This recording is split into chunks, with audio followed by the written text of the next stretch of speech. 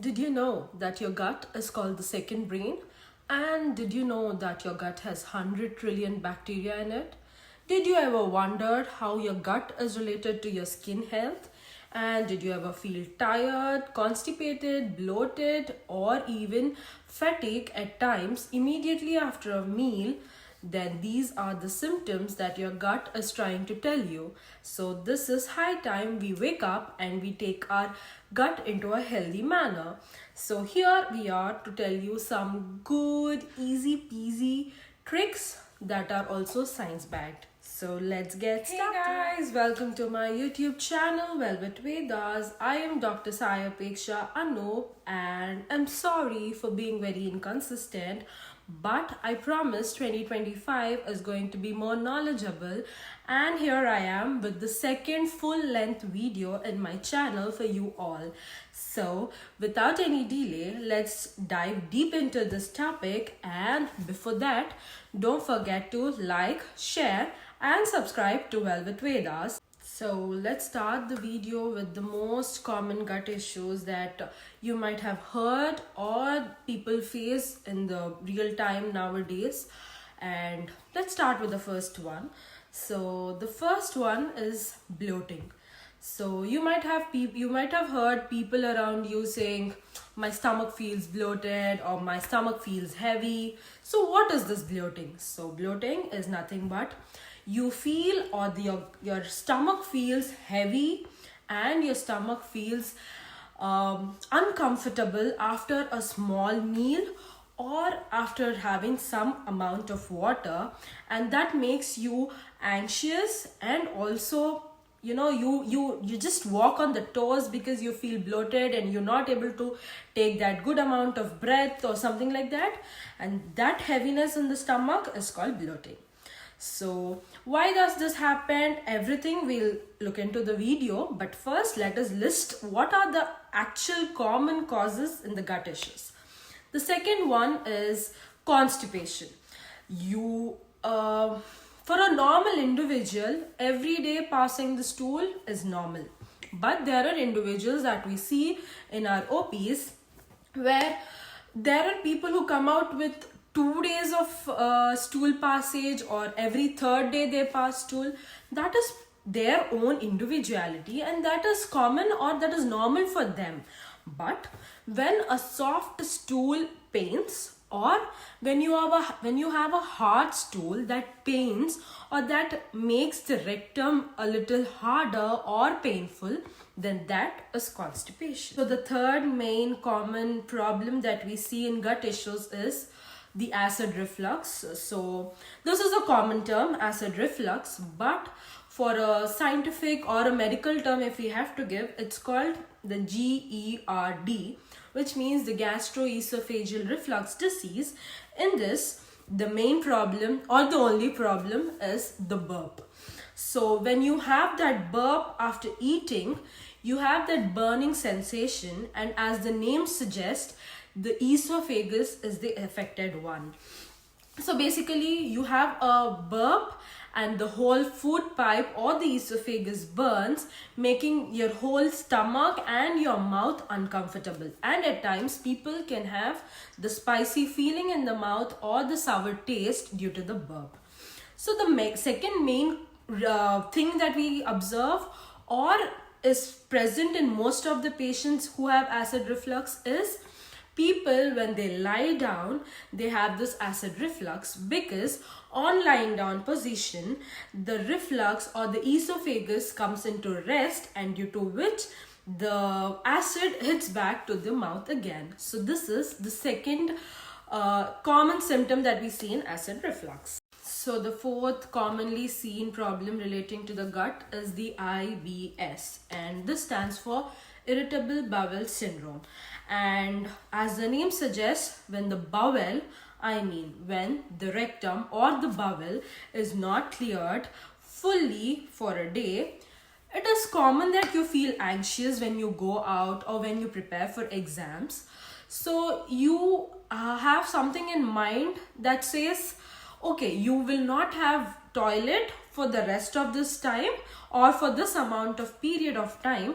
So every time you eat or every time you want to go out of the house for some party or for examination, your bowel starts to react because your mind says you won't be having washroom. So this creates one kind of anxiety in you, and this will always keep irritating the bowel, and every time you go to the loo, you only pass a little amount of stool, or at times only gas, or at times no gas and no stool. So this irritable bowel syndrome is also a sign of having an unhealthy gut. So the fifth and the last, that one I will be explaining, is the leaky gut syndrome. So as the name suggests here also, it's the leaky gut and the syndrome. So for your clear understanding and to explain you in the most easy and understandable way, I will give you a small example. There is a tank overhead your house and there's a tap inside your house. To connect these two, we have a pipeline. So if this pipeline is good, the water from there comes out into the tap. Similarly, food is the tank upstairs, and the tap is the rectum that our food comes out of. But when this pipeline is damaged means it could be ulcers, it could be any holes, or it could be anything that is damaging the lining of the pipeline or the gut line. This could damage, and due to this, the water, as I stated in the example, but when we come into the human body, the rectal discharges like the stool, the mucus, this could enter into the bloodstream, causing the leaky gut syndrome.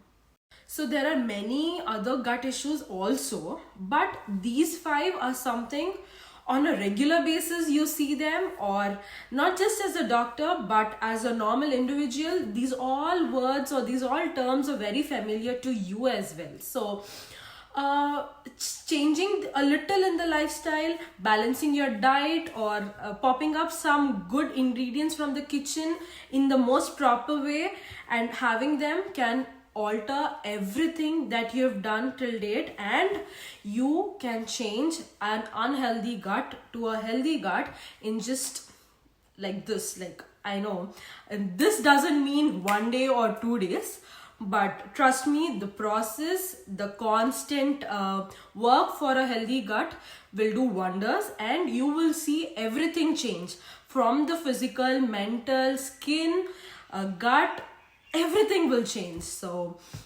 that process, we will get into it, like what are the foods, etc.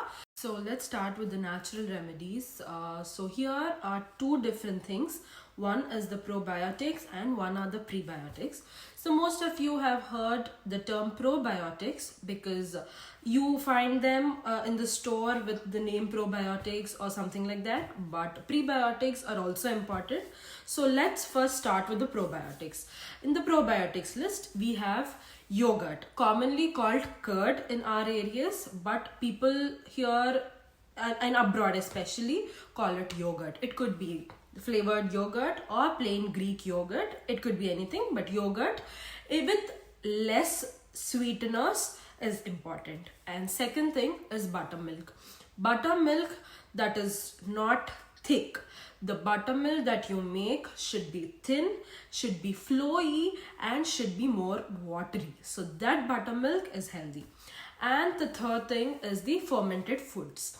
Fermented foods, for that matter, could be dosa, idli, or chapati at times, not regularly, but yeah, chapati. So these are the fermented foods. And the fourth one is the ragi java, which is made out of millets. So that is also very, very, very healthy for your gut. So what do? Like, everybody keeps saying probiotics, probiotics, probiotics. So, but how do they work?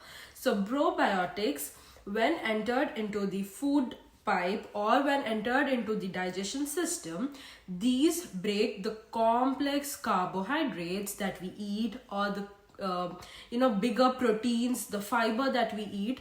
These probiotics break these substances into the most minute form and help in the digestion and more easy digestion. So these also have antimicrobial properties. When probiotics are taken and they reach the gut, where these have antimicrobial properties and help fight against the harmful bacteria that are already present in the gut. As I already told you at the starting of the video that our gut has 100 trillion bacteria. You never know which is safe or which is harmful.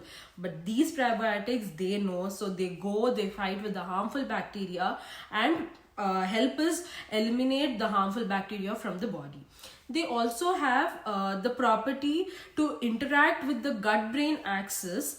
This is a different topic. If at all somebody is interested, then we will see about this. But this gut-brain axis is something that relates your gut to the brain. So probiotics have a capacity to interact with this and also produce neurotransmitters, and this in turn regulates the vagus nerve stimulation. So that is how your brain or your mental health is also affected with the gut. So now coming to the list of prebiotics that you can have on a daily basis. First is the onion that every mother puts in every curry that we eat. So it is going into the body in some form, but I must say it is healthy in any form, be it in the cooked or in the raw form.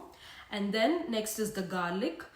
Garlic, how much ever you cook, it still has that flavor, but it is a wonderful remedy for your gut health. And the third one is the banana. The fourth one is the apple. As the saying says, apple a day keeps the doctor away. So apple benefits human body in multiple ways, and this is the one of its advantage. And berries, be it strawberry, blueberry, raspberry, cranberry, anything, berries are healthy. But only fresh berries, not the mixed ones or the juiced ones, because those again have glucose contents. And next is the oats. The oats that you eat for your the rolled oats or the masala oats, anything is healthy because oats will help you. And the next is the chickpeas or the beans that we cook as curries. And the last one, or one of the last one, is the asparagus. For those of you who don't know asparagus, I will post a picture here. Yeah, so these are the prebiotics that are healthy for your gut and that can be consumed on a regular basis. Now let's go and know how these are benefiting our gut. So these prebiotics usually increase the stool bulk and also improve the intestinal motility by enhancing the water intake into the intestines. Like these items keep attracting more water, so there's more motility and there's more flushing out of the toxins via these substances. And also they also enhance the acidity in the gut, and they balance that via the process called fermentation. So these help your gut in fermenting and also improving the motility of the intestines. So next super drink is the peppermint tea. This usually you get it in sachets. So this is a kind of leaf that you get, but it's better you get some sachets and make pepper tea every morning and evening before you go back to sleep. And next is the fennel seeds water, usually called as the saunf.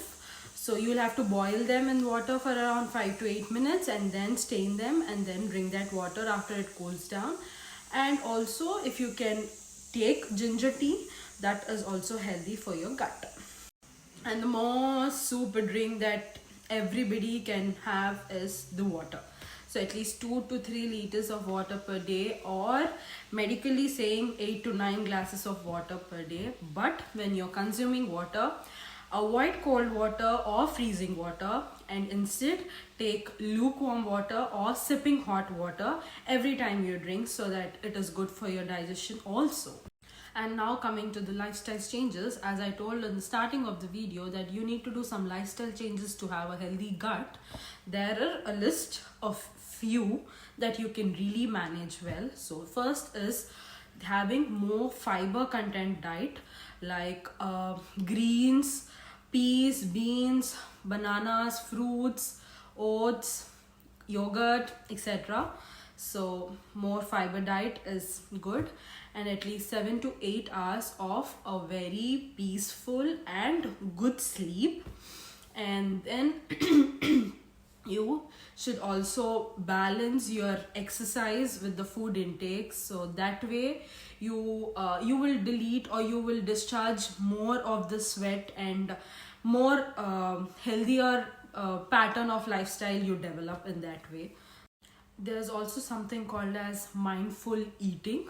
So this mindful eating not just concentrates on the quantity, but also the quantity of the food along with the quality. So be it more organic food, more greens, more fiber, more fruits, this is good. Just avoid processed foods, avoid sugary items or avoid bakery items. And then quantity, when I say quantity, I won't say that have a very small amount. Have something fills up your 70% of stomach and leave the 30%. And every time you eat, chew the food as many times as possible, where it is broken down into more complex to more simpler substances at the start of the digestion cycle. So here are the few things that I studied so far, or I researched so far, or we tell the patients in general. And also there are some detoxes that are most happening these days in the YouTubes and the Instagrams and the regular health things that you get to know. So for gut issues, where if you have to take some detox, there are some 5 detoxes that I would suggest. So the first one is the buttermilk plus ginger detox. The second one is the carrot detox, which includes ginger again. And then the third one is the beetroot ginger detox. The fourth one is the watermelon detox. And the fifth one is the spinach or celery detox.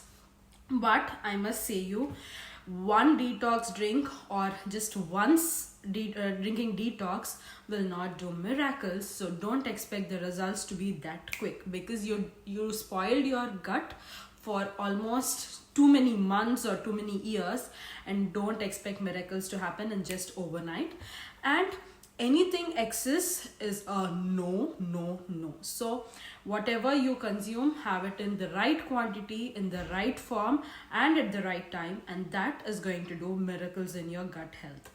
The next video will always be about the detoxes, obviously. So, and if you want something else also, then we will do that in the next video. But till then, it's a bye. Thank you for watching the video, but don't forget to like, share and subscribe to Velvet Vedas. And I will be releasing some shorts meanwhile every day for the detoxes. So let's keep in touch. Bye, take care.